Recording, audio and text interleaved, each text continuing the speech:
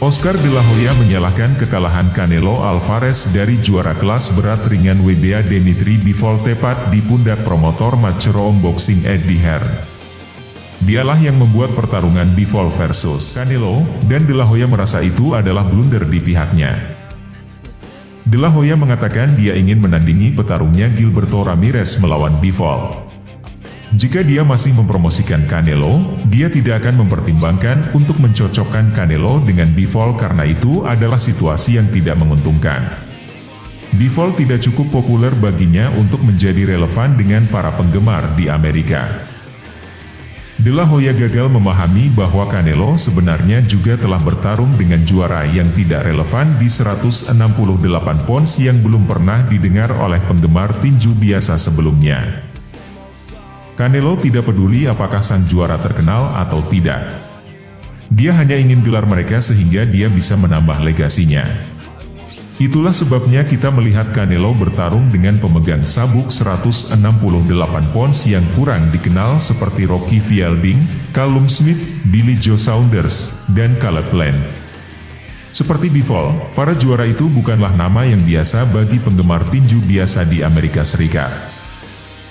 Beberapa orang akan berargumen bahwa tujuan Canelo naik ke 175 pounds untuk melawan Bivol adalah alasan lain untuk menghindari peringkat nomor 1 WBC David Benavidez, karena Benavidez sendiri terus mengejar Canelo.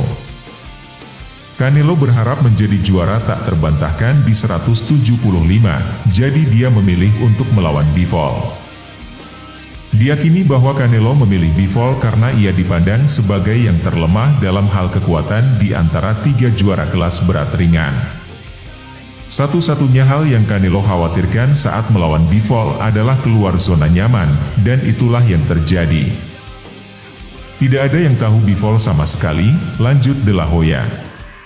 Saya akan mempromosikan Bivol untuk memiliki nama yang lebih besar karena tidak ada yang tahu siapa dia sebelum dia melawan Canelo.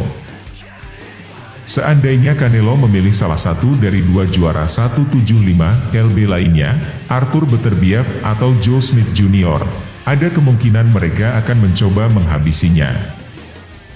Mereka akan mengejar Canelo tanpa henti dan tidak akan mundur seperti yang dilakukan Bivol ketika dia menyerang Canelo di ronde kelima.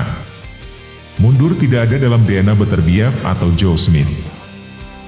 Karenanya, Canelo cukup pintar untuk mengetahui hasilnya jika dia memilih salah satu dari dua petarung itu terlebih dahulu. Dia tidak relevan.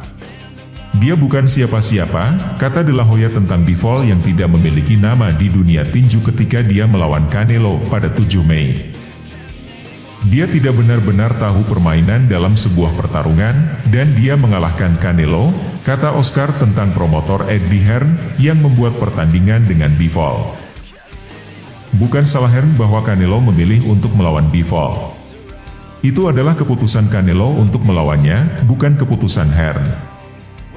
Jika terserah Hearn, dia mungkin akan menyarankan agar dia tetap di 168 dan mengingat dunia tinju pertarungan yang mereka semua ingin lihat antara Canelo dan Gennady Golovkin Mei lalu alih-alih Bivol. Tampaknya De La Hoya berharap Canelo akan memilih untuk kembali ke kendang promosinya. Meskipun De La Hoya memiliki beberapa petarung yang bagus, mereka tidak dapat ditandingi oleh lawan-lawan papan atas.